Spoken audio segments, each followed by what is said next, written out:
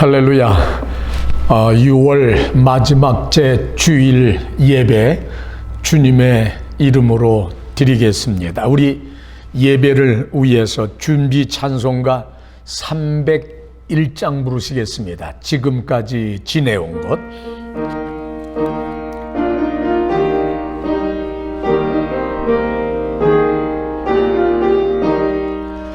지금까지 지내온 것 주의 크신 은혜라.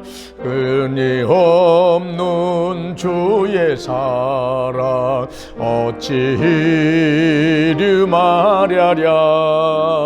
자나깨나 주의 손이 항상 살펴주시고 모든 일을 주 안에서 형통하게 하시네. 몸도 맘도 연약하나 세임받아 살았니. 물붓듯이 부시는 주의 은혜 족하다. 사랑 없는 거리에나 험한 산길에 맬 때 주의 손을 굳게 잡고 찬송하며 가리라. 주님 다시 배울 날이 날로 다가워. 무거운 짐 주께 맡겨 벗을 날도 멀잖네. 나를 위해 예비하신 고향집에 돌아가 아버지의 품 안에서 영원토록 살리라. 아멘. 다 같이 조용한 기도 드리심으로 예배 시작합니다.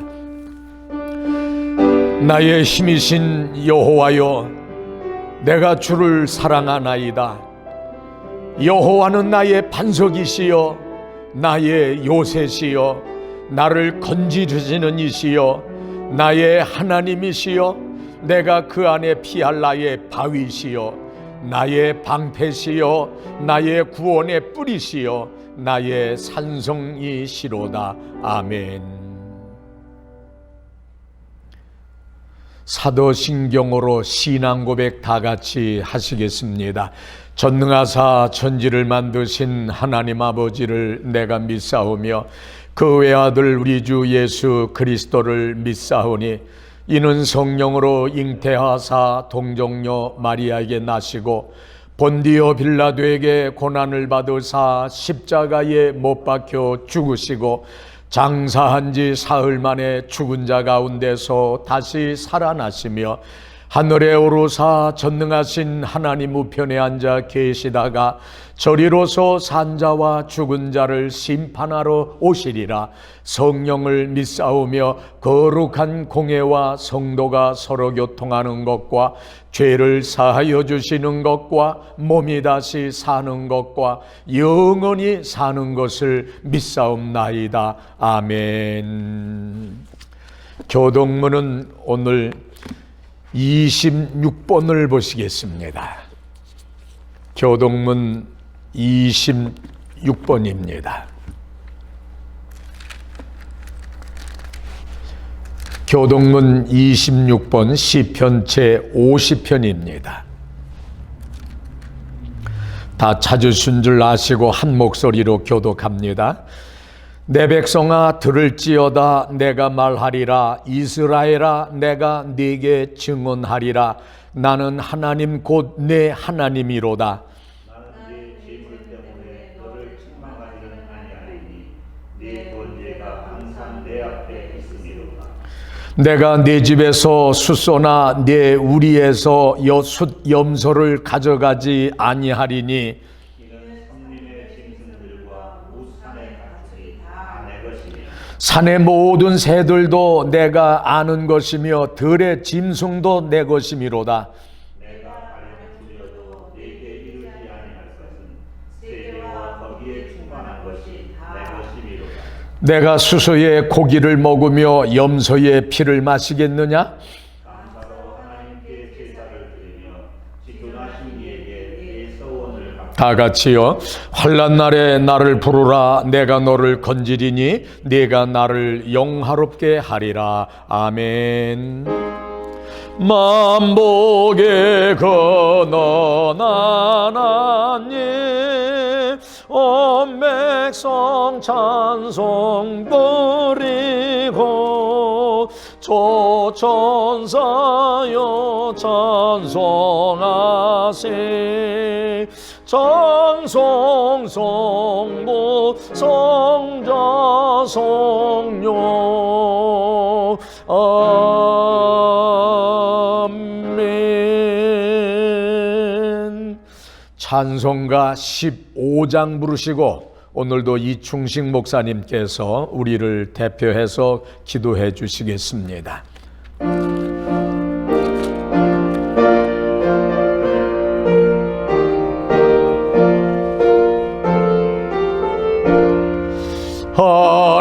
하나님의 크신 사랑 하늘에서 내리나 우리 맘에 항상 계속 온전하게 하소서.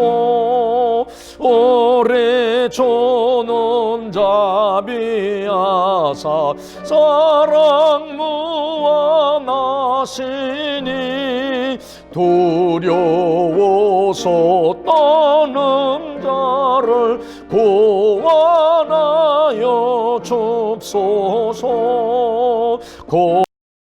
근심 많은 자를 성령 감화하시고 복과 은혜 받으면서 평안하게 합소서.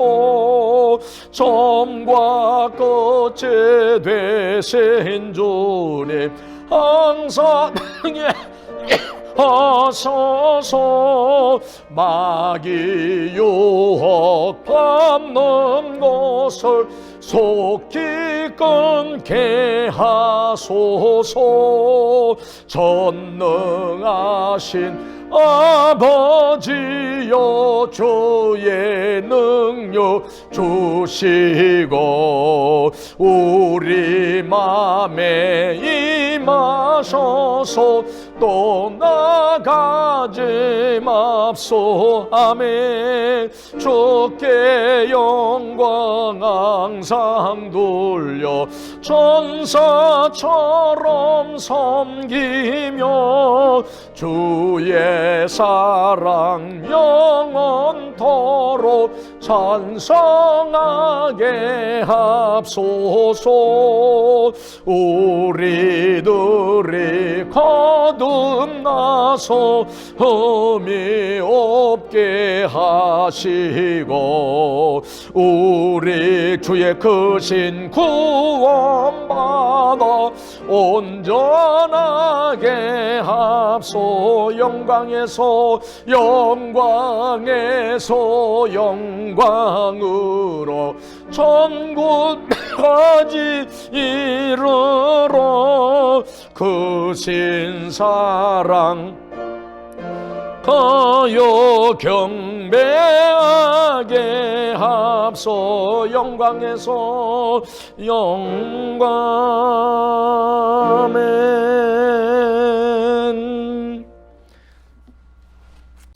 이 세상을 창조하시고 역사를 주관하시며 이끌어 가시는 주님 앞에 나왔습니다. 그리스도를 주와 하나님으로 고백하는 우리로 예수 그리스도로 옷을 입은 자가 되었음을 감사와 영광을 돌려옵나이다. 오직 믿음으로 주님 앞에 엎드려 싸우니 예수님의 의가 우리의 것이 되었음을 믿습니다. 그리스도 안에서 차별이 있을 수 없다고 주님은 말씀하셨습니다. 우리는 그리스도 안에서 하나가 될 수 있음은 모두 한 믿음을 가졌기 때문인 것을 믿습니다. 그리스도인에게는 차별은 없습니다. 우리 모두는 그리스도 안에서 하나임을 감사드립니다. 이것은 하나님의 특별한 은혜임을 믿습니다. 오늘도 우리를 부르셔 한 성령 안에 거하게 하시며 성령으로 아니하고는 누구든지 예수를 주시라 할 수 없음을 아오니 성령님 이 예배에 함께 하심을 믿습니다. 이 예배를 주여 받아 주시옵소서. 신령과 진정으로 드리는 예배가 되게 하여 주시옵소서. 이 지역에 이제 코빅-19 바이러스도 많이 줄어들어가고 있음을 감사드립니다. 한길교회도 다음 주부터는 교회에서 예배를 드릴 수 있게 되오니 감사드립니다. 모든 성도들이 얼굴을 대하고 기쁨의 예배를 드릴 수 있게 되오니 감사드립니다. 그러나 세계적으로 더 확산되는 곳도 있으며 마음을 놓을 수 없는 그 실정에 있습니다. 많은 사람들이 죽었으며 많은 사람들이 병에 걸려 고생을 많이 하였습니다. 주여 이 세상을 불쌍히 여기셔서 우리의 자만됨과 악행과 하나님을 거스리는 행동과 언행 모든 죄를 사하여 주시기를 원합니다. 우리의 죄를 씻는 것은 오직 예수 그리스도의 피뿐이오니 주님의 이름 앞에 엎드리게 하시고 우리를 받으시고 모든 죄에서 사하여 주시고 깨끗하게 하여 주시옵소서. 바라옵기는 코빅-19 바이러스 백신을 이제 하루빨리 주셔서 마음 놓고 생활하며 하나님이 주신 육신의 생활을 통하여 하나님의 나라를 전파하며 하나님의 나라가 세워져 나아가는 주님의 뜻을 이루기에 부족함이 없도록 축복하여 주시기를 간절히 원하옵나이다.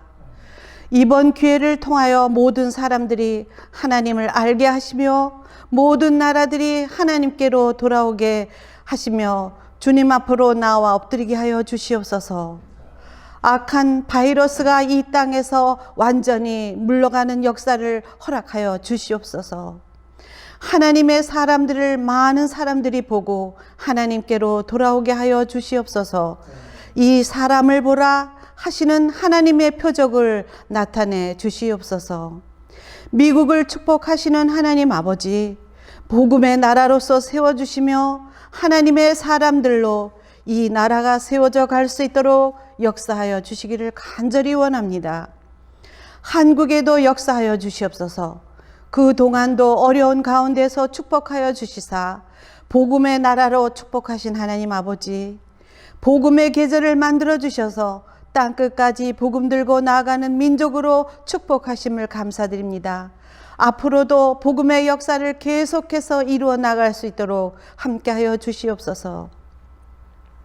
주님이 통치하시는 나라, 주님의 손에 이끌리는 위정자들을 세워주셔서 하나님의 뜻을 이루어드리는 대한민국이 될 수 있도록 주여 축복해 주시기를 간절히 원하옵나이다. 또한 한길교회를 사랑하시는 주님, 우리의 모든 성도들을 말씀과 은혜로 인도하여 주시고 돌봐 주심을 감사드립니다. 어려운 시기에도 안전하게 지켜주심도 감사드립니다.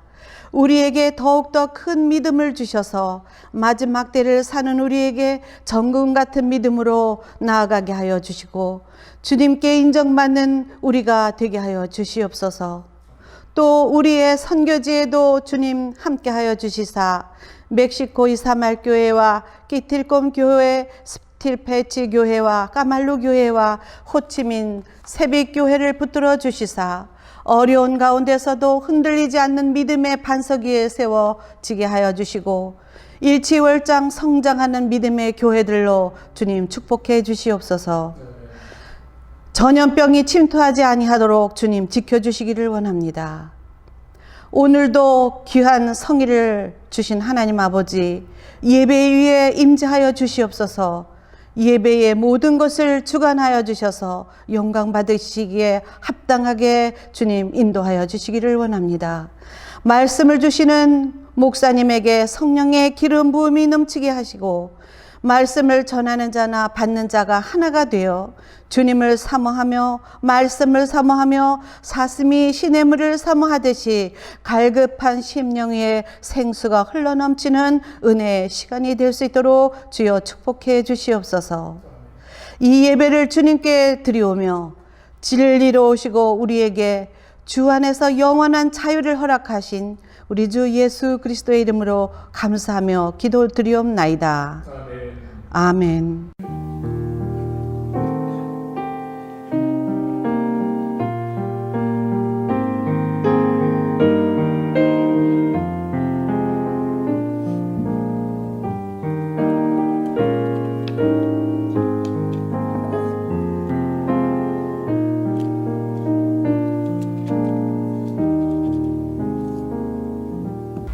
오늘 우리에게 주시는 하나님의 말씀은 신약의 말씀입니다. 베드로 후서 3장 17절, 18절 두 절만 다 같이 한 목소리로 합독하시겠습니다.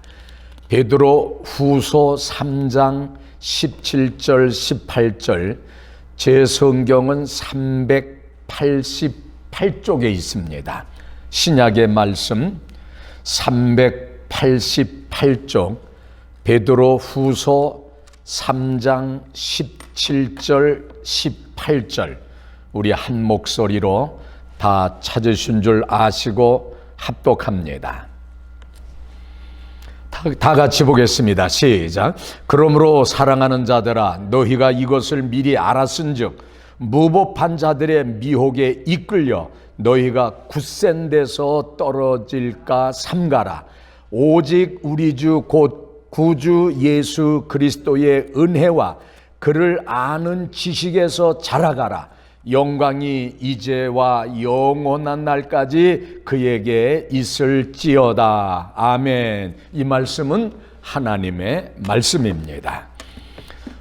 할렐루야. 한 주간 동안도 여러분 어려운 상황이지만은 하나님의 은혜 가운데에 나름대로 적은 믿음이지만은 큰 믿음으로 받아들이고 은혜 가운데에 늘 하나님을 바라보면서 믿음의 길을 잘 걸어 오신 줄 믿습니다.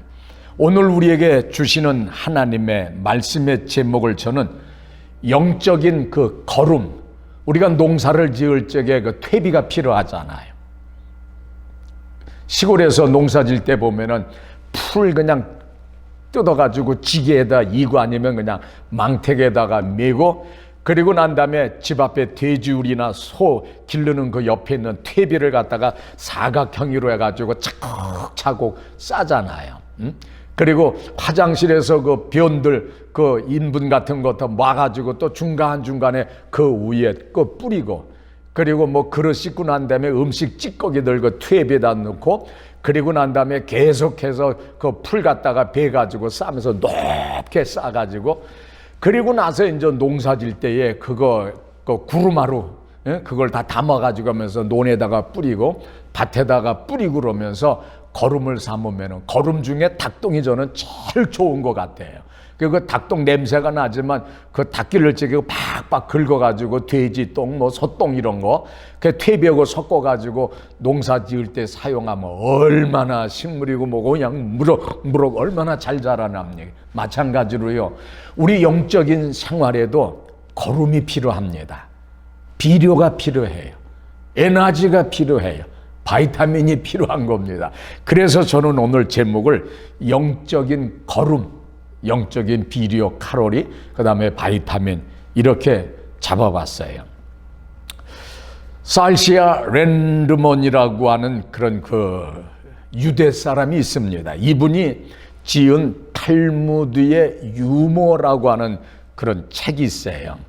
이분은 오스트리아 출생인데 유대 사람들이 그 당시에 박해를 피해가지고 그냥 이 나라 저 나라로 막 도망 다녔잖아요. 그래서 달러를 거기서 돈 벌어가지고 그 나라 돈을 모아서 다른 나라로 이사 가면 그 돈이 소용이 없잖아요. 그래서 유대 사람들은 그 금덩어리를 모아가지고 그러면서 그거 넣고 들고 다니면서 그냥 전 세계로 다닌 거예요. 그래서 금에 대해서는 그 유명한 그 세공업자라든지 그 분야에 대해서는 전 세계적으로 유대 사람들이 제일 유명한 세계적으로 유명한 그 금 세공하는 그 대학이 세 군데가 있는데 두 군데가 유대에 있고 한 군데가 미국에 있다고 그래요.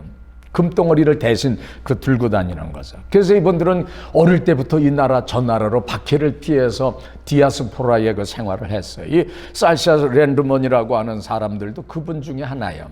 오스트리아 출생이고 성장하긴 스위스에서 성장하고 그리고 독일 바젤로 가서 거기서 공부하고 이분은 철학, 심리학, 법학, 미술사 그러면서 실존론 그 형상학론으로 박사학위를 받은 분인데 이분이 그 유명한 탈무드의 유머를 만들어냈어요. 유대인들은 어려서부터 유머를 몸에 익히면서 성장한다고 그럽니다. 유머라고 하면은 가볍게 입에 올리는 그런 우스운 이야기로 생각하기 쉽지만 유대인들의 경우에는 그것이 지적인 양식의 중요한 그 부분을 이루고 있습니다. 이를테면 부모들은 풍부한 그런 유대인의 유머를 기억해 두었다가 자녀들과 대화를 나눌 때에 그것을 최대한으로 활용합니다. 그래서 유대의 교육은 가정에서 이루어진다고 우리 말하잖아요. 자녀들과 대화를 나눌 때에 유머를 최대한으로 활용한다고 그럽니다. 그런데 유대인들에게 이 중요한 의미를 갖는 그 유머는요, 유대인들의 그 가혹한 그 고난과 험난한 환경 가운데에 이 유머가 탄생했다는 이런 얘기예요. 무슨 말씀이냐면 사람이 막다른 궁지에서 벗어나려고 하면은 자신의 좌절감에 빠지지 않아야 됩니다. 이런 경우에 가장 효과적인 수단이 바로 유머였어요. 1967년에 일어난 그 6.1 전쟁에서 아랍들이 연합이 돼가지고 유대를 갖다가 이스라엘을 공격할 때 그때 90%의 그 전 세계 사람들이 유대 사람들이 그 6.1 전쟁에 진다고 다 그렇게 생각을 했었어요. 이때에 아랍 공군의 폭격을 받으면서도 유대인들은 방공호 속에서 유머로 서로 주고받으면서 그거를 견뎠다고 합니다. 아우슈비츠 이런 수용소 같은 데서 가스의 이슬로 사라지면서 그 사람들이 그 고통 가운데서도 그 고통을 이길 수 있었던 것은 그 가운데서도 유머를 서로 주고받으면서 그러면서 그 고통을 이기면서 끝까지 그 배반하지 아니하고 그리고 형장의 이슬로 사라졌다는. 그래서 유대의 유머는 그런 그 박해와 고난과 그 절망 가운데서 탄생된 유머이기 때문에 우리 전 세계적으로 생각하는 그 유머고는 그 격이 그 다릅니다. 여러 유머 중에 이런 재밌는 얘기가 너무 많아요. 한 유대인이 전염병에 걸려서 입원을 했으나 의사도 포기한 상태였어요. 마지막 기도를 드리면서 누구를 불러줄까 그랬더니 캐톨릭 신부님을 불러달라고 했어요. 이상하게 생각하고 하지만 당신은 유대인이 아닙니까? 주위 사람들이 이렇게 말하자 유대인은 숨을 몰아쉬면서 대답을 합니다. 유대인 랍비님을 전염병 환자가 있는 곳으로 부를 수야 없지 않습니까? 이게 유대인의 유머예요. 그 사람들은 어떤 어려운 가운데 결국에는 어떤 유머를 통해도 유대 사람들이 항상 그 우위를 점하는 그런 그 유머를 사용합니다. 열차 안에서요. 그리스도교 목사와 이게 신교 목사와 유대교의 랍비가 이야기를 나누고 있었어요. 서로 마주보고 목사가 싫어가지고 유대 랍비를 향해서 얼굴을 그냥 오만생을 찡그리면서 말합니다. 어젯밤의 꿈에 유대교의 천국이라고 하는 것을 가보았는데 그야말로 더럽고 우중충한 데다가 유대인들만 그냥 우글우글 거리구만요. 이랬어요. 그러니까 이 랍비도 지지 않고 말했습니다. 실은 저도 어젯밤 꿈에 개신교의 천국을 보았거든요. 아주 훌륭한 곳인데 꽃이 만발하고 향기가 진동하더군요. 햇빛은 찬란하게 빛나고요. 그런데 말입니다, 아무리 눈을 비비고 씻어 보아도 사람이라고는 한 사람도 눈에 띄지 않더구만요. 그러더라는 거예요. 이게 유대인의 유머예요. 유머를 해도 절대로 유대 사람들은 지지 않아요. 이런 식으로 유머를 가리키니까 유대의 아이들이 얼마나 그 영특한 아이로 자라납니까? 오늘 본문에 제가 이 얘기를 하는 것은 유머가 목적이 아니고, 천국에 가니까 개신교 교인들이 눈을 씻고 봐도 하나도 없더라고 하는 유대 사람의 말을 우리가 마음에 새기면서, 여러분 절대로 여러분 천국에서 낙오하지 않는 사람들이 되시기 바랍니다. 아무리 우리가 부족한 삶을 살고 예수를 잘 믿는다고 하면서도 정말 7번 넘어지고 자빠져도 결국 8번째는 7전8기의 신앙으로 일어나서 결국에는 천비의 의지 없어서 두 손 들고 아버지 앞에 나와서 하나님의 품에 안기는 여러분들과 내가 돼야 되지 않겠습니까? 절대로 흔들리지 마시고, 아무리 어려워도 쟁기를 잡고 뒤를 돌아봐서 소금 기둥이 된 그 롯의 아내가 되지 마시고, 에스더와 같이 죽으면 죽으리라고 하는 일사각오의 믿음을 가지고 끝까지 믿음을 지키셔서 정말 우리 모두 천국에서 기쁜 얼굴로 만나는 그런 여러분들과 내가 되기를 바랍니다. 베드로후서 오늘 3장 17절, 그러므로 사랑하는 자들아, 너희가 이것을 미리 알았은즉 무법한 자들의 미혹에 이끌려 너희 굳센 데서 떨어질까 삼가라. 오직 우리 주 곧 그리스도의 은혜와 저를 아는 지식에서 자라가라. 영광이 이제와 영원한 날까지 저에게 있을지어다. 저는 이 2절의 말씀에서 무법한 자들의 미혹에 이끌려 너희가 굳센 데서 떨어질까 삼가라, 이 말씀 하나 하고, 그리스도의 은혜와 저를 아는 지식에서 자라가라, 성장하라, 열매 맺어가라, 이 2 말씀을 그 기둥으로 해가지고 말씀을 풀려고 합니다. 그때 당시에 많은 유대 사람들이 예수를 믿었어요. 그러나 그들은 예수를 믿으면서도 그들이 버리지 않는 것이 있으니 뭐냐면 율법이었어요. 율법은 신약의 예수 그리스도가 완성하셔가지고 이제는 그리스도를 믿어야 구원을 받는데, 유대 사람들은 그리스도인이 되었음에도 불구하고 자기들이 믿는 율법을 끌어안고 그러면서 예수님을 따라서 결국에는 그 율법이 거듭돌이 돼가지고 그러면서 주님의 제자가 되는데 상당한 그런 그 악영향을 끼쳤어요. 예수를 믿으면서도 율법을 지켜야 된다는 거예요. 그러니까 얼마나 힘들어요. 예수께서 그리스도의 사랑으로 율법을 완성했는데 율법도 지켜야 되고 예수를 믿어야 된다고 그러면서 새로 믿는 그리스도인들에게 그거를 강요하는 거예요. 또 한 가지 잘못된 무법자들의 사상은 뭐냐면, 그때 당시에 헬라가 전 세계를 지배하고 있었잖아요. 그 헬라의 그 철학의 사상. 그러면서 그때 당시에는 사람은 뭡니까? 영과 육으로 되어 있는 거예요. 영은 거룩한 거예요. 철학적인 영은 이데아의 세계, 이데아는 저 하늘에 있는 그 거룩한 곳의 세계고, 그리고 이 세상은 무슨 세계냐면 물질의 세계입니다. 메타의 세계예요. 그래서 이 육신의 몸도 이 메타에 있어 없어지는 이런 사라지는 이런 유한한 이 세상 속에 있는 거예요. 이 몸도 그런 거예요.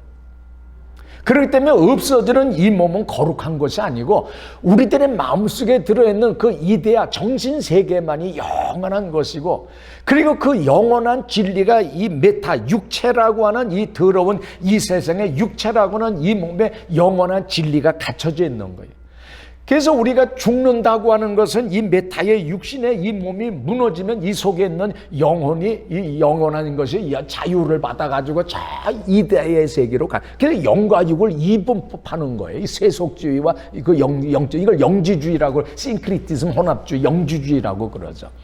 그거를 교회에서 로마의 사상 이런 가진 신식 아주 뭐 지성인이라고 하는 사람들이 교회에서 사료 믿는 사람들이 그걸 강조하는 거예요. 육신은 아무것도 아니야. 이건 썩어서 없어지는 거야. 영만 건강하면 돼. 이러면서 향락죄, 그러면서 육신의 모든 죄악을 다 지어도 괜찮은 거예요. 이것이 교회 내에서 막 믿음을 갖다가 막 혼동시키는 거예요. 이런 잘못된 이런 무법자들의 이런 사상과 유혹에 너희들의 믿음이 넘어가지 아니하도록 조심하라는 거, 이것을 강조하는 거예요.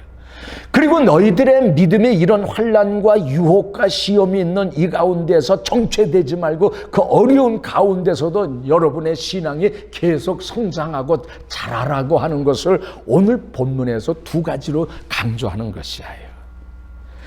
대부분의 많은 어떤 잘못을 저질렀을 때나 실수를 했을 때에 대부분 아유 죄송합니다. 제가 몰라서 그랬습니다. 우리 대개 이렇게 말합니다. 그러나 하나님을 믿는 사람들에게는 삶의 기준이 다릅니다. 우리 믿는 사람들은 하나님 앞에서나 사람 앞에서 죄송합니다. 몰라서 죄를 지었습니다. 이런 말은 그리스도인들에게는 설득력이 없는 말이 올시다. 죄송합니다. 몰라서 죄를 지었습니다. 여러분들이 정말 성경을 몰라서 여러분들이 그런 죄를 지었을까요? No. 우리는 알고도 죄를 짓지 않습니까? 알지 못해서 실수를 합니까? 알지를 못해서 죄를 지었습니까? 라는 이런 핑계의 말로 그 실수나 죄를 용서받을 수가 없는 것이에요. 우리는 설교나 성경 공부를 통해서 무엇이 옳고 그른지를 배워서 알고 있잖아요. 주님이 기뻐하는 것이 무엇이며 주님이 슬퍼하는 것이 무엇인지, 성령님이 탄식하는 것이 무엇인지 우리 알고 있잖아요.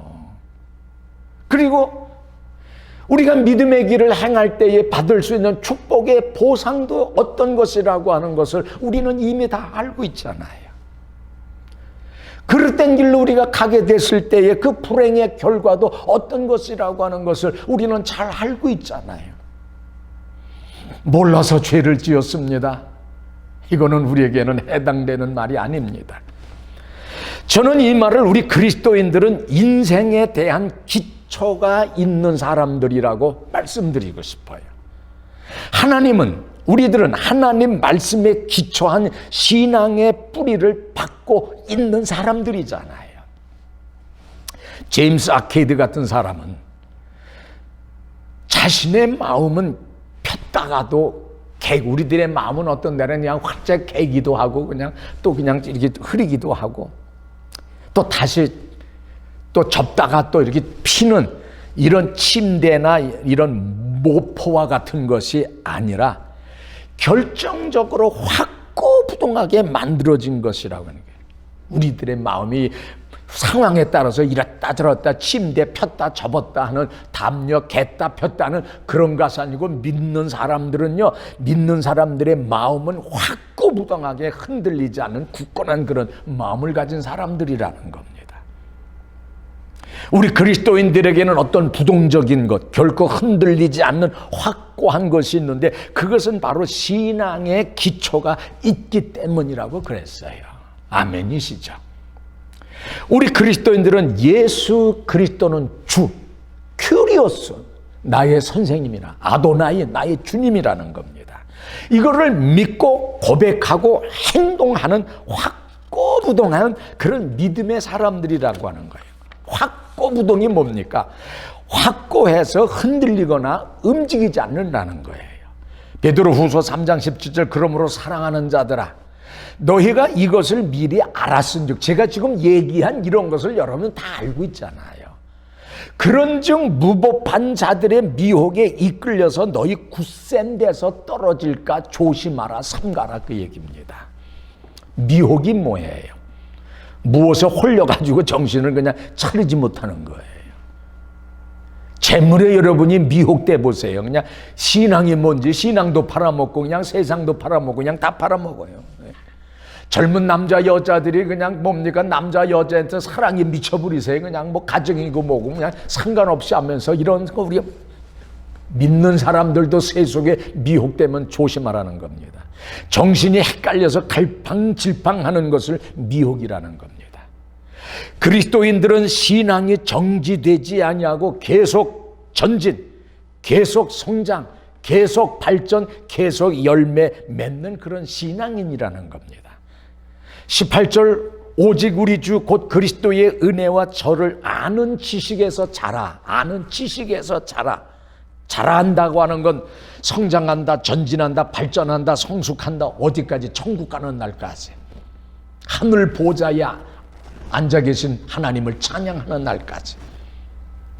그래서 찬송가 354장에 있잖아요. 주로 랑모하는 자 올라가 올라가 독수리같이 노래했잖아요. 주를 기뻐하는 자 올라가 올라가 그러면서 영광이 이제와 영원한 날까지 우리가 그 찬송 부르면서 있는 겁니다. 우리 믿는 사람들은 신앙이 정지되지 아니하고 멈추지 아니하고 날마다 기적을 체험하면서 매일매일 은혜 안에서 성장하는 사람들입니다. 그래서 예수 믿기 전에 내 모습과 예수 믿은 후의 인생이 다르고 어제의 나와 오늘의 나가 다른 것입니다. 저는 이 농사 짓는 이 텃밭 밭짓는 걸 좋아해요. 미국에 온 지 저도 30년이 넘었어요. 85년도에 왔는데 곧 바로 전에 왔는데 봐서 저도 오래됐네요.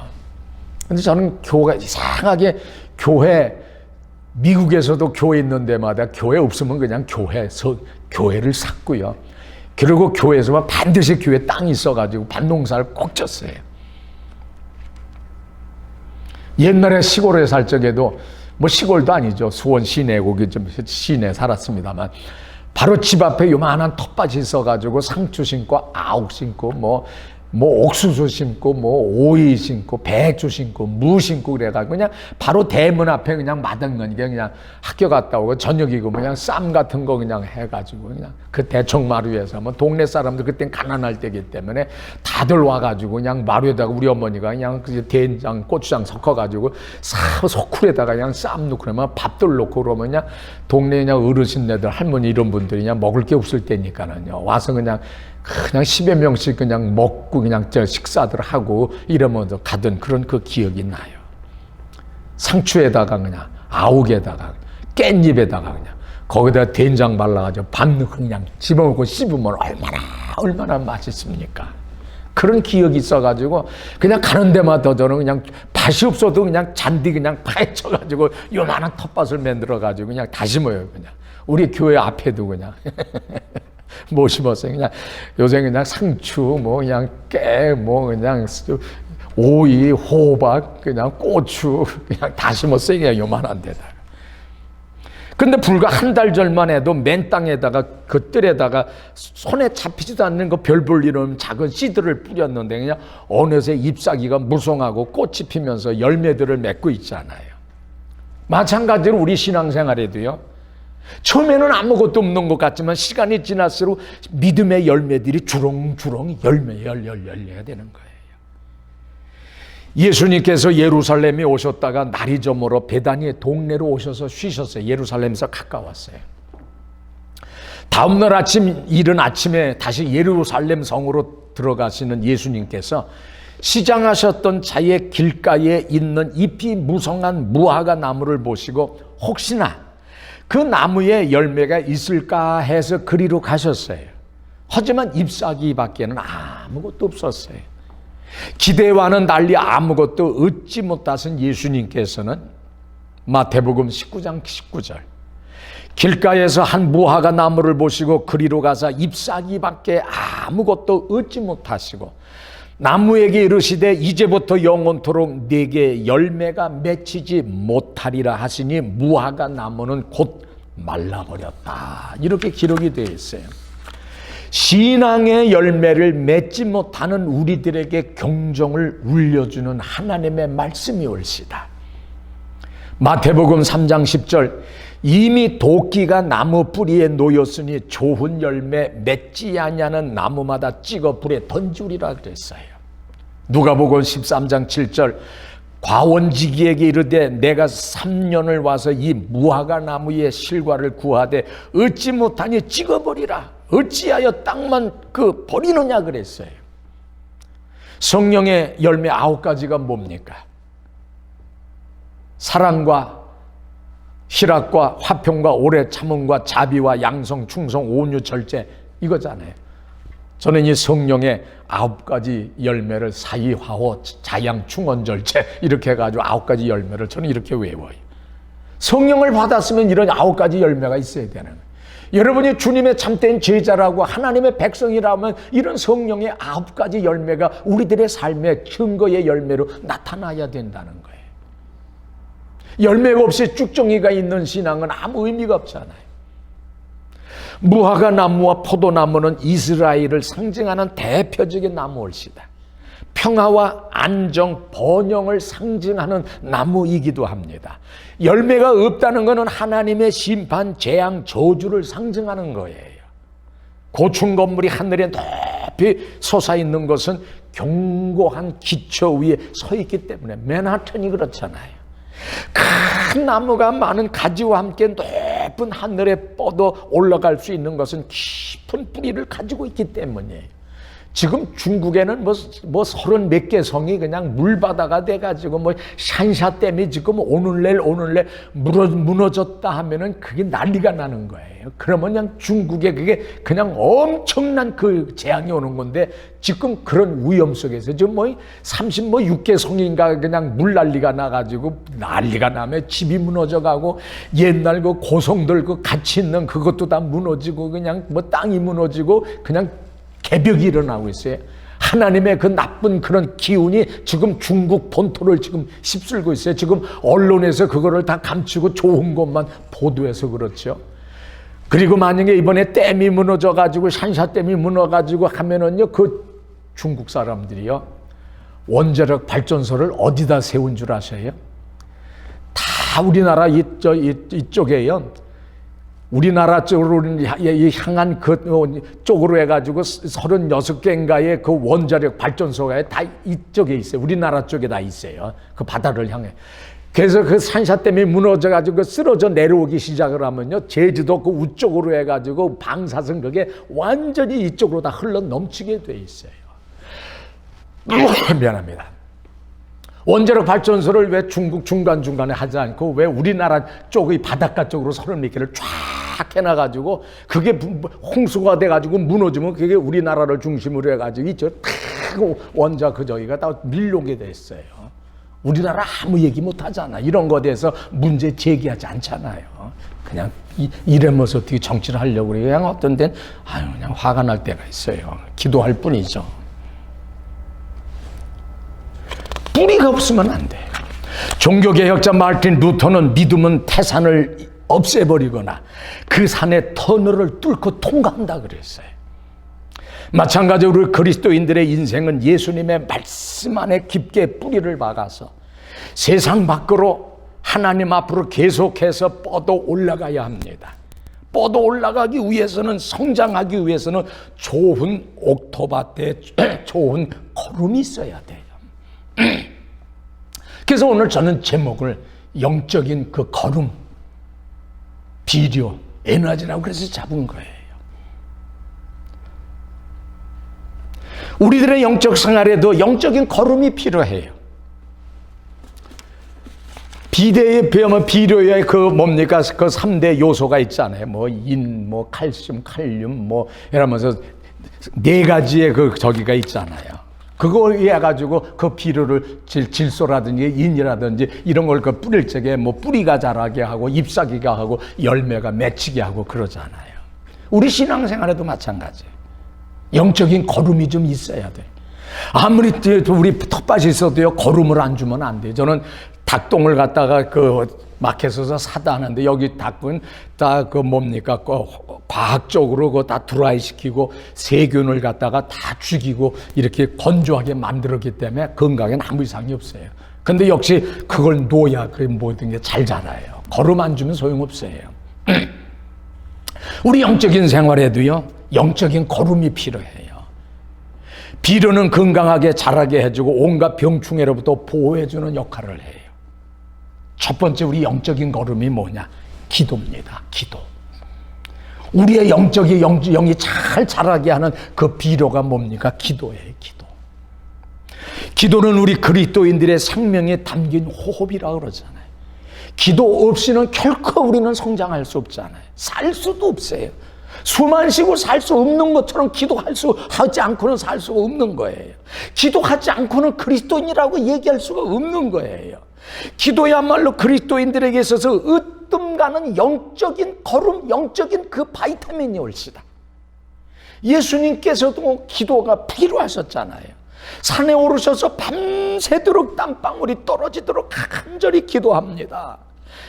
땀방울이 핏방울로 떨어지듯이 간절히 기도하셨어요. 하물며 우리 범생들이야 기도하지 아니하고 어떻게 이 험악한 세상에서 승리의 삶을 살 수가 있느냐, 그겁니다. 여러분, 참으로 슬픈 일은요, 우리 그리스도인들이 거의 기도를 하지 않는 사람들이 많다는 것이 옳시다. 기도하는 사람들에게는 실족하는 일이나 패배가 있을 수 없어요. 설사 패배해도 일어납니다. 로마서 8장 35, 39절, 누가 우리를 그리스도의 사랑에서 끊으리요? 환난이나 곤고나 핍박이나 기근이나 적신이나 위험이나 칼이라. 그러나 이 모든 일에 우리를 사랑하시는 이로 말미암아 넉넉히 이기느니라 그랬어요. 기도하는 사람들은 이길 수 있습니다. 내가 확신하노니 사망이나 생명이나 천사자들이나 권세자들이나 현재이나 장래이나 능력이나 높음이나 깊음이나 다른 아무 피조물이라도 우리를 예수 안에 있는 하나님의 사랑에서 끊을 어떤 사람, 기도하는 사람, 기도로 매달리는 사람, 기도로 무장한 사람들이 올시다. 기도는요, 일종의 반사작용이어서 하나님으로부터의 해답을 얻게 할 뿐만 아니라 기도하는 사람을 축복하고 부여하게 합니다. 기도 가운데 비로소 우리의 영혼이 자라고요, 하나님께로 우리가 가까이 가게 되고요, 우리의 육신이 음식물 없이는 살 수가 없고요, 자랄 수 없는 것처럼 꽃들이 햇빛과 빗물 없이는 생명을 유지하고 아름다운 꽃을 피울 수 없는 것처럼 우리의 영혼은 기도 없이는 결코 자랄 수 없는 것이 옳시다. 예수께서 베드로와 세베대의 두 아들을 데리고 겟세마네라고 하는 곳에 기도하실 때 제자들은 쿨쿨 잠을 자고 있었잖아요. 예수께서 자는 베드로를 보고 너희가 나와 함께 1시 동안도 이렇게 깨어 있을 수 없더냐? 시험에 들지 않게 깨어 기도하라. 마음에는 원이로되 육신이 약하도다 그랬잖아요. 그래도 시험에 들지 않게 깨어 기도하라고 하셨어요. 신명기 4장 7절에 우리 하나님 여호와께서 우리가 그에게 기도할 때마다 우리에게 가까이 와 같이 이런 말씀이 나와요. 우리가 기도할 때마다 하나님께서 우리에게 가까이 하신다고 그랬어요. 칼라일이라고 하는 이 시인은 비상한 기도는 하늘나라의 사이렌을 울리는 것과 같다고 그랬어요. 예수님은 산꼭대기에서 기도하셨어요. 다니엘은 창문을 열고 하루에 3번씩 기도했어요. 요나는 고기 뱃속에서도 기도했어요. 하박국은 파수대에서도 기도했어요. 세리는 성전에서 기도했어요. 바울은 해변가에서 기도했어요. 순교자들은 죽음의 자리에서도 기도했습니다. 우리는 우리의 삶의 현장에서 우리는 기도해야 됩니다. 유명한 그 카네기가 세상을 떠나기 전에 평소 그를 존경하던 친지들이 둘러앉아서 당신이 지금까지 성공적인 삶을 산 비결이 무엇이냐고 물었어요. 그때 카네기는 서슴지 아니하고 나는 매일매일 기도의 생활을 해왔습니다. 그리고 내 자신을 하나님께 온전히 바쳤습니다. 그로 인하여 나의 그 어떤 번민은 다 사라지고 평화와 능력이 나를 사로잡았습니다. 이렇게 대답을 했어요. 매일매일 기도 생활을 해왔다는 거예요. 그리고 자기의 모든 것을 하나님께 맡겼다는 거예요. 엄청난 세계에서 그 당시에 최고 가는 그 부호가 됐잖아요.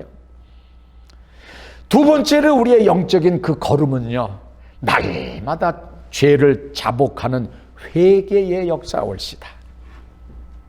시편 66편 18절에 내가 내 마음에 죄악을 품으면 주께서 듣지 아니하신다 그랬어요. 내가 내 마음에 죄를 품고 있으면 주님께서 듣지 않으신다 그랬어요. 아무리 매달리고 해도 안 들으신대요. 에스겔서 18장 30절에 너희가 돌이켜 회개하고 모든 죄에서 떠나라.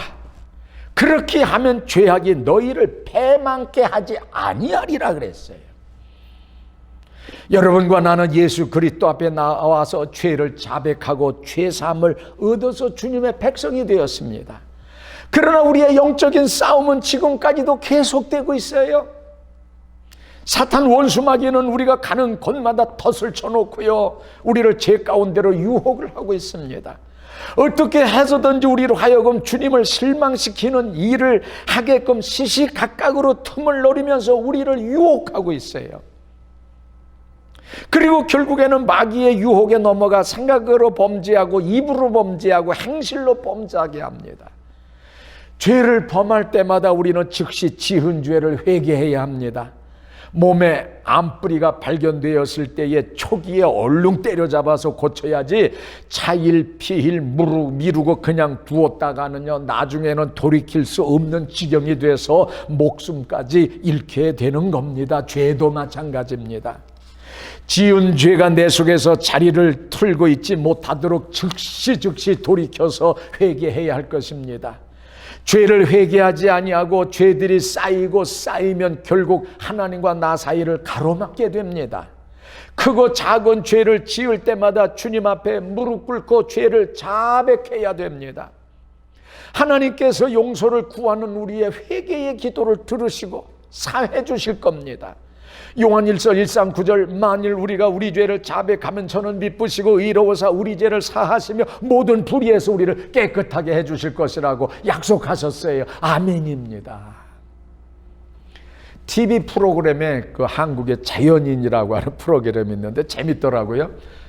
열심히 봤는데 요즘에는 잘 안 봅니다만 거기 보면 혼자서 그냥 그 깊은 화전이 살던데 그냥 그 1시간씩도 걸어 들어가고 그 혼자 살았던 데는 전기도 없고 그냥 아이고야 뭐 프로라 재밌지만은 여러분 그 들어가서 살라고 그러면 살 수 있겠어요. 근데 그 사람들은 그냥 뭐 세상에 이제는 못 나가서 산다고 그래. 그런데 어때는 물은 어떻게 받나 보니까 어떤 사람은 그냥 뭐 통으로 받지만은 높은 데서 그 물 내려오는 데서 그 샘물 있는 데서 호수로 해가지고 그걸 이렇게 물 연결해가지고 밑에서 이렇게 내려와가지고 그러면서 집 앞에 그 커다란 통에다가 물이 늘 내려오게 하면 돼. 근데 어떤 데 물이 안 나와.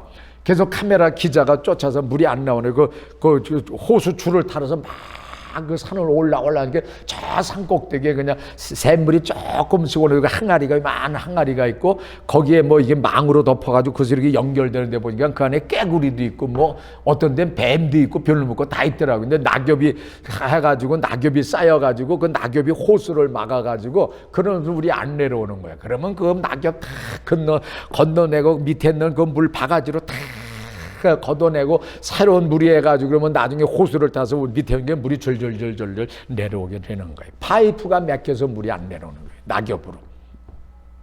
마찬가지로 죄가 우리와 하나님 사이에 통로를 막는 일이 종종 있잖아요.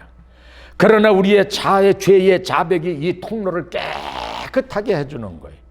그러므로 하나님과의 교통이 원만히 이루어지고 또 하나님으로부터 끝없는 축복의 열매가 우리의 삶에 주렁주렁 맺히게 되는 것이 올세다. 그래서 우리 10년 가운데에 끊임없는 죄의 자백이 있어가지고 하나님과 우리 사이에 맡긴 그 축복의 통로에 그 터널에 막히지 않도록 우리는 애를 써야 돼요. 진정한 회개는 뭡니까? 세상 줄을 끊는 거예요. 세상 줄을 끊어버리면 유혹이 올 수가 없는 거예요. 어떤 사람이 이런 꿈을 꿨다고 그래요. 높은 계단이 대리석으로 깨끗하게 쌓여 있는데 그 꼭대기가 천국이라고 그러는데 그곳을 가는 사람마다 쇠사슬을, 그 무거운 쇠사슬을 그냥 하나씩 메고 올라가는데 쇠사슬이 무거워가지고 겨우 끌고 그냥 조금씩 그 힘들게 올라가더랍니다. 그런데 가만히 보니까 얼마쯤 올라가다 어떤 사람들은 그 쇠사슬을 끊어버리고 그리고는 그냥 남는 듯이 그냥 뛰어서 올라가더래. 그런데 어떤 사람들은 끊을 줄도 모르고 그 무거운 쇠사슬을 그냥 끼고 그냥 엉 하면서 계단을 올라가더라는 거예요. 자기도 그냥 계단만 올라가려고 하다가 그만 미끄러져서 떨어져서 깨어보니까 꿈이랍니다. 꿈. 회개라고 하는 것이 세상줄을 끊어버린 겁니다. 끊을 것은 끊고 잘라버릴 것은 잘라버리고 버릴 것은 버리는 것이, 그것이 죄의 회개올시다.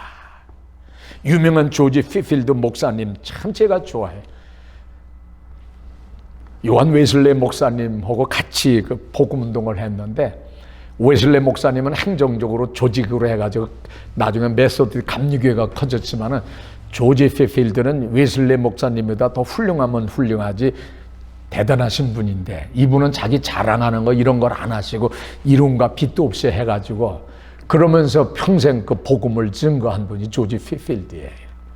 참 훌륭하신 분인데, 이 조지 피필드 목사님은 설교할 때마다 울었다고 그럽니다. 엉엉 울면서 설교한대. 목사님 왜 설교할 때마다 왜 그렇게 우시냐고 물었더니 회개하지 않으니 운다고 그랬다는 거예요. 마지막 세 번째, 영적인 거름, 비타민은 뭡니까? 교회 출석이 올시다. 어제 그 해병대 후배 한 분이 그 사모님과 함께 저희 교회를 방문했어요. 후배라고 그래서 뭐 나이가 어린 후배가 아니라 저거 비슷한 뭐, 그분은 해병대 240기인가고 200 몇 기고 저는 209기고 저거 별 차이가, 나이는 한 3살 차이 나신 분인데 한인 사회에 굉장히 좋은 일 많이 하시는, 그분 이름 되면 모르는 사람 없는 분이에요. 그분이 얘기가, 그분은 옛날에 명목상의 그리스도인이었대요. 교회 나가도 그냥 건성 나가서 뭐 그래도 그냥 인사 잘하고 뭐 교회에서 뭐 하는 거 밥도 잘 사고 뭐 이런 거 있죠. 교회 다니면 왜 그런 사람들 있잖아요. 인사 잘하고 사람들 교제 잘하고 뭐 한 달에 한 턱씩 턱턱 내고 그런 분이 명목상의 그리스도인이었대. 근데 이분이 교통사고를 당해가지고 완전히 차가 그냥 휴지 조각이 되고 다 죽는다고 그래가지고 99%는 죽는 상황에서 하나님이 기적적으로 살아나가지고 웅크리고 다니다가 지금은 피고 사요. 그때 예수님을 만나고 뒤집어지고 변화가 된 거예요. 그래서 지금은 진정한 그리스도인이 돼가지고 철저하게 주일 성수하면서 그냥 오직 하나님 믿음 줄 붙들고 가는 거예요. 그래서 아유, 목사님 이제 알았으니까 앞으로 목사님 교회 제가 돕겠습니다 그랬어요. 그래서 제가 웃으면서 그 큰 교회 가서 괜히 그냥 앉아있지 말고 저희 교회 나와야 돼. 아유, 목사님 뭐 좋은 말인지는 모르겠습니다. 뭐 우스갯소리로 제가 그랬어요. 교통사고 후에 주님의 임재를 경험하고 신실한 그리스도인이 돼가지고 주일마다 교회에 열심히 참석해서 예배를 드리는 분으로 바뀐 거예요. 주일마다 한 번도 빠짐없이 하나님의 집에 예배 드리러 간다는 것은 축복 중에 축복이 올시다. 병원에 누워 있어가지고 교회 가고 싶어도 못 가는 사람들이 있어요. 저는 월남에서 전쟁터에 있을 적에 예배 주일새 교회 가서 예배 보고 싶어도 예배 보지 못했어요. 주일마다 여러분이 운전하고 이 몸을, 성한 몸을 가지고 때로는 불편하더라도 하나님의 교회에 달려나와서 예배 드린다는 건 복 중에 복이 올시다. 여러분이 만약에 지금 북한에 여러분이 산다고 생각하면 어떻게 예수를 믿어요? 중국에서 여러분 산다고 어떻게 예수를 믿어요? 중국에서 이번에 그 뭡니까 수백 년 된 그 역사적인 그 성전 예배당 이번에 다 때려부셨잖아요. 그냥 불타는 거, 그 종탑 그 다 무너진 거 영상에, 그 세상에 안 나와요. 우리 목사님 아는 사람들만 그게 지금 인터넷으로 퍼지고 있잖아요. 지금 홍수가 나고 난리가 나는 거예요. 산사 때문에 지금 무너지기 직전에는 거 다 그 이유가 있는 거예요. 얼마 전에 춘천에서 10대 딸에게 자신이 나가는 교회에 다닐 것을 강요하고 이를 거부하자 폭언과 폭력을 행사한 50대 아버지가 법원에서 벌금형을 선고받아요. 교회 나오라 해서 이런 식으로 하는 건 아니에요. 이 춘천지법에서는 아동복지법, 아동학대 혐의로 벌금 700만 원을 내렸어요. 이 아버지는 친딸은 15살밖에 되지 않은 딸에게 교회 다닐 것을 막 그냥 강요하고 종용한 게, 이 딸이 15살 땐 딸이 말을 듣지 않자 그냥 서로 사이가 안 좋았어요. 아버지는 지난해 5월 11일에 자신의 집에서 교회 가기 싫어 가출했다가 귀가한 딸에게 교회 다니는 동안 왜 배운 게 없냐며 그냥 효자손 이게 등어리 긁으니 그걸로 그냥 머리와 팔을 막 때린 거예요. 그냥 두들겨 팬 거예요. 그냥 이튿날 오전 교회 야유회에 가라고 했지만 이 딸이 15살 땐 딸이 몸이 좋지 않아 못 가겠다고 하자 그냥 십자가 모양의 전동으로 그 딸의 그냥 다리를 때리고 멱살을 잡아서 미녀에 넘어뜨리는 신체적인 학대를 가했어요. 같은 달 자신이 다니는 교회의 목사로부터 딸의 행동이 기분이 나빴다는 말을 전화로 전해 듣고 화가 나서 또 딸에게 입에 담지 못할 욕설을 퍼부어서 정서적인 학대 행위를 또했어요. 아니 그것도 목사는 뭡니까? 아니 15살 딸이 교회 와서 좀 불선해 행하고 뭐 했더라고 또 그걸 또 기분 나쁘다고 또 뭐 기분 나빴다 아버지한테 전화해서 또 아버지는 또 있다. 이거 그냥 그 목사나 그 아버지나 다 똑같아 그냥. 아유 그런 사람들이 왜 목사가 됐는지 모르겠어. 그냥 가서 그냥 지게찜이나 지고 농사나 짓지. 아유 답답해. 그냥 그런 소리 들으면 그냥 화가 나요 그냥. 교회 분위기를 망가뜨린 것에 대해서 또 목사님에 가서 또 사과라고 또 아버지가 딸을 또 닥달하는 거예요. 그냥 딸이 아무런 대답하지 않으니까 또 때렸어. 그냥 발로 차서 또 상해를 입히고. 이 아버지는 수년 전에도 가정폭력 범죄의 처벌 등에 관한 특례법이 전한 보호처분 받기도 했대요. 이 판사는 10대 딸을 상대로 저지른 범행 횟수가 5차례나 이르고 동일한 피해 아동을 상대로 반복적으로 범행을 저질러 그 책임이 무겁다고 판시했어요. 아 내가 딸이라도 그런 교회 나가겠어요? 안 나가지. 그래서 안 나가고 그러면 아유 딸아 그래 언젠간 나가야 되겠지 이러면서 더 잘해주고 그래 너도 나가는 날이 있을 거야 그래 편안하게 이러면서 해야죠. 그냥 그걸 이렇게 된다고 그게 됩니까?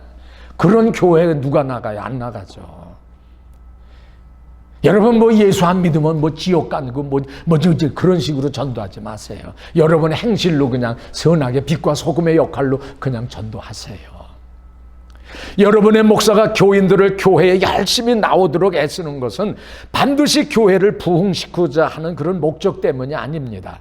목사는 복음의 능력을 알고 있어요. 설교와 찬송가와 기도가 여러분을 보다 훌륭한 믿음의 사람으로 자라게 한다는 것을 잘 알기 때문에 그러는 거예요. 목사는 복음의 권능을 깊이 믿고 있기 때문에 여러분에게 복음의 말씀을 담대하게 외치는 겁니다.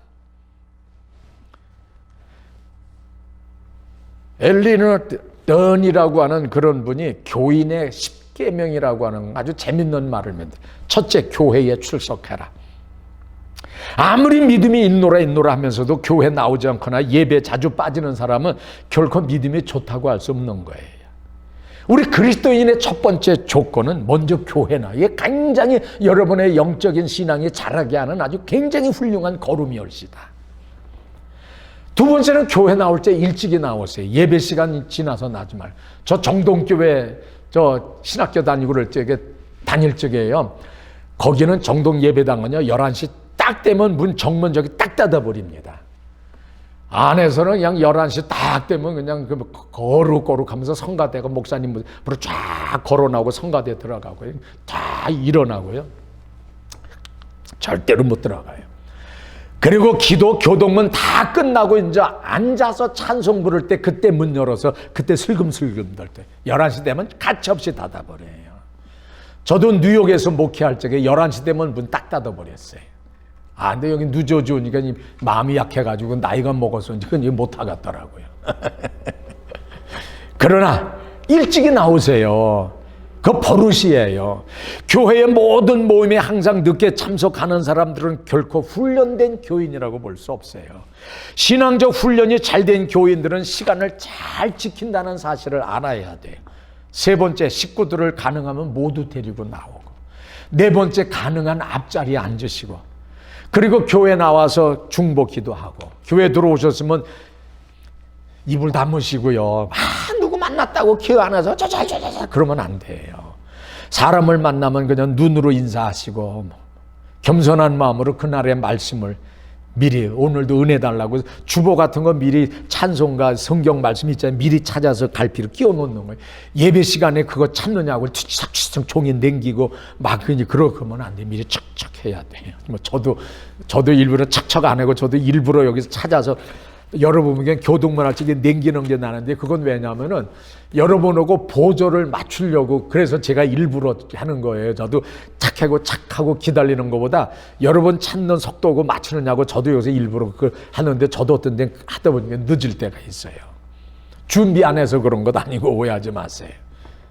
늘 우리 옆에 기도하고 싶은 사람들 위해서 기도하고 그리고 그 성경 오늘 본문의 말씀 여러분들이 미리 와서 그걸 묵상하고 목사님이 어떤 방향으로 설교할까 한번 생각도 해보고요. 다른 사람 생각하고 낯선 사람에게 친절하고 그들은 교회의 귀빈이라 그랬잖아요. 그리고 난 다음에 깨끗한 헌금을 하되 즐거이 하고 축도가 끝나면 서둘러 어떤 사람은 축도하기 전에 먼저 가버리는 사람 아니에요. 축도 다 받아야 돼요. 미국에서 6.25 전쟁 때예요. 미국 사람들이 그 전쟁하고는 그 주일날 되면요. 전쟁하다가도 그 시골 동네 교회가 있으면요. 교회 목사님 설교를 알아듣지 못하니까요.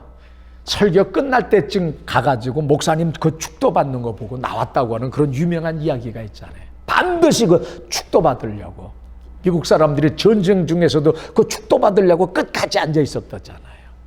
여러분 예배 설교 끝나자마자 그냥 후딱 나가면 안 돼. 축도까지 받고 나가야 됩니다. 말씀 다 드렸습니다. 식물도요. 거름을 잘 줘야 그냥 상추고 그냥 고추 뭐 다 잘 자. 거름 안 주면 소용 안 자라네. 우리 영적인 그 신앙생활도요. 거름이 있어야 돼요. 영적인 거름 많죠. 그러나 그 많은 거름들 중에 좋은 거 기도의 거름. 날마다 회개하는 그 회개의 거름. 그리고 열심히 교회 출석하는 그 출석의 거름. 이 세 가지 거름을 여러분이 잘 해가지고 여러분의 영적인 믿음이 무럭무럭 잘 자라나기를 주님의 이름으로 부탁드립니다. 사랑의 하나님 아버지 감사합니다. 세상의 식물도 하나님 거름이 잘 줘야 그것이 잎사귀가 열리고 꽃이 피고 열매가 주렁주렁 열리게 됩니다. 아무리 하나님 아버지 씨가 좋아도 거름을 주지 않으면 절대로 잘 자랄 수 없습니다. 우리 영적인 신앙에도 하나님 영적인 거름을 잘 우리가 들게 될 때에 우리의 신앙이 무럭무럭 잘 자라나는 줄 믿습니다. 그리스도인이 된다는 것 자체만으로 신앙이 자랄 수가 없습니다.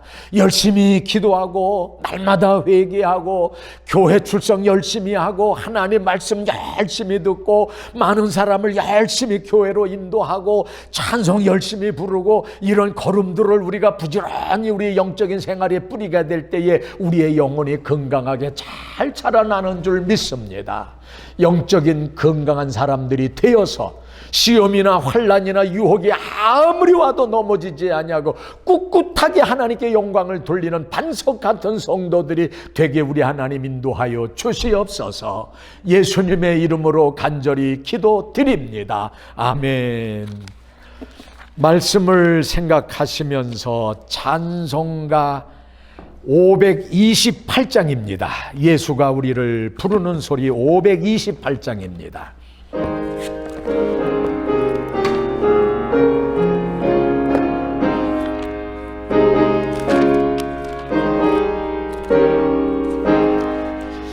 예수가 우리를 부르는 소리 그 음성 보도록 문 앞에 나와서 사면을 보며 우리를 기다리네. 오라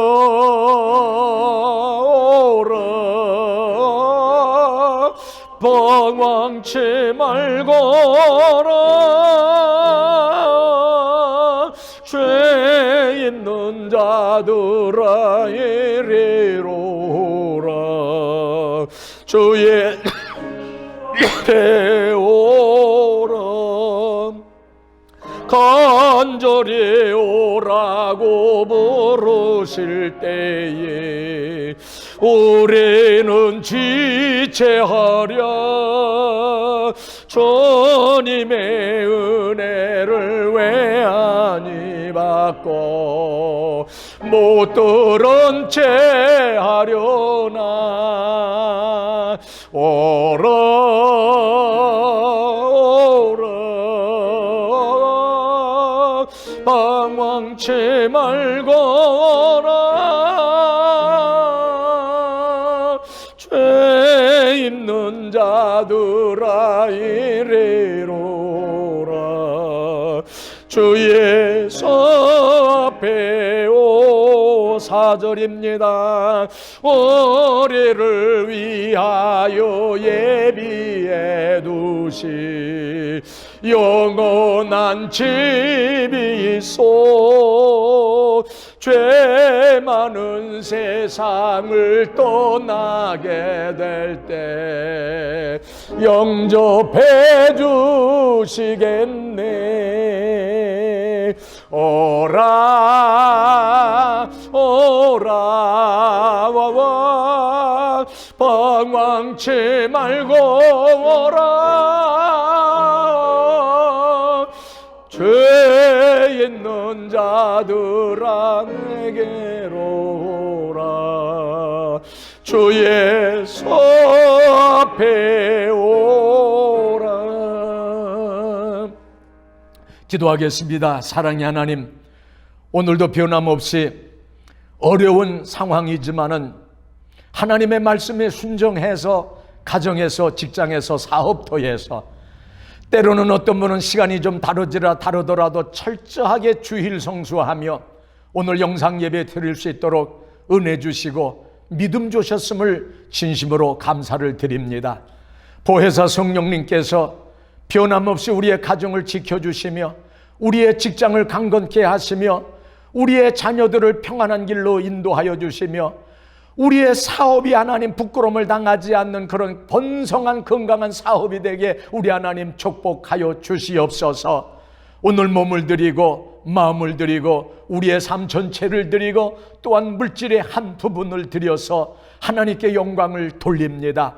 사랑하는 자여 내 영혼이 잘됨과 같이 내가 범사에 잘되며 강건하기를 원하노라고 하는 그 축복의 열매가 우리들의 삶의 현장에서 30배, 60배, 100배의 열매로 증거의 열매가 나타남으로 인해서 우리가 체험적인 간증의 신앙을 가지고 하나님께 영광을 돌리며 많은 사람들에게 에케호모 나를 보라 그러면서 교회로 인도함을 받을 수 있는 그런 능력의 용사들이 되게 우리 하나님 인도하여 주시옵소서. 다음 주일부터 하나님 교회에서 예배를 드리게 됩니다. 하나님의 은혜 가운데에 이제 모든 성도들이 나와서 기쁨으로 하나님 감사함으로 하나님께 영광의 예배 드릴 수 있도록 우리 하나님 저들을 붙잡아 주시고 인도하여 주시고 지켜 주시옵소서.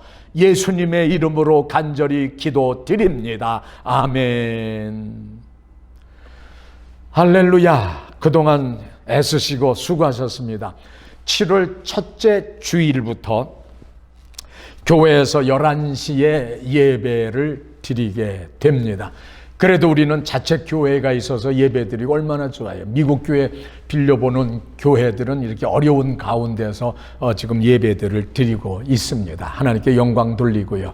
다들 나오셔서 11시에 예배 드리고 여러분들이 의논하시겠지만은 가능하면 점심은 어렵겠죠. 그래서 교회에서 이번 주일에는 그 남용욱 집사님이 김밥을 준비해 온다고 그럽니다. 그래서 김밥 가지시고 가실 때 하나씩 가져가셔서 차 안에서 또 집 안에서 잡수셔서 당분간은 아마 그렇게 해야 될 것 같아요. 그렇게 하시고 이번 주일날 교회에서 뵙겠습니다. 할렐루야. 하나님께 영광 돌립니다. 이제 우리 찬송가 384장 부르시고 축도함으로 예배 마치겠습니다.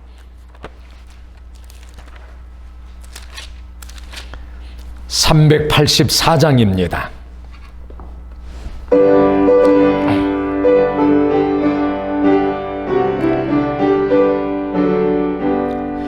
나의 갈 길 다가도록 예수 인도하시니 내 주 안에 있는 공을 어찌 의심하리요.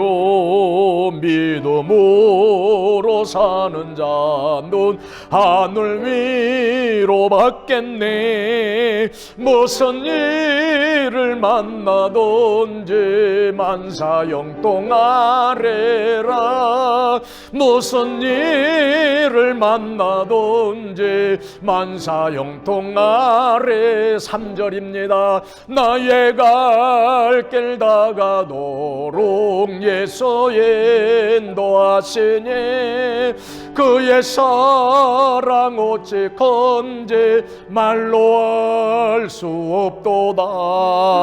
능력 감화 받은 영혼 하늘 날아갈 때에 영영 부를 나의 찬송 예수 인도하셨네. 영영 부를 나의 찬송 인도하셨네.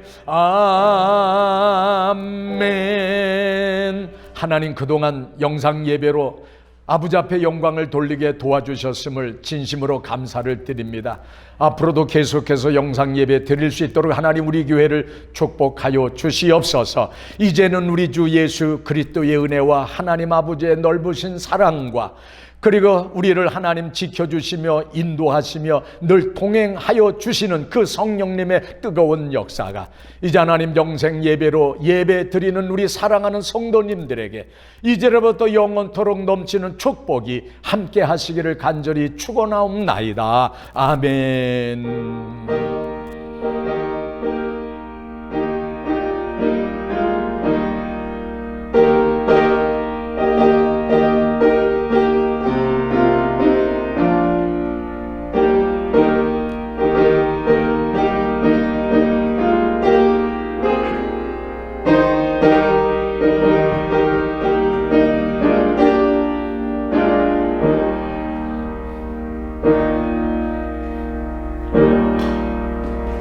할렐루야. 오늘 예배를 하나님께서 기쁘게 받아주신 줄 믿고 박수로 하나님께 영광 돌리겠습니다.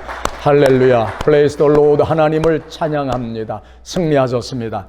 다음 주일 교회에서 뵙겠습니다.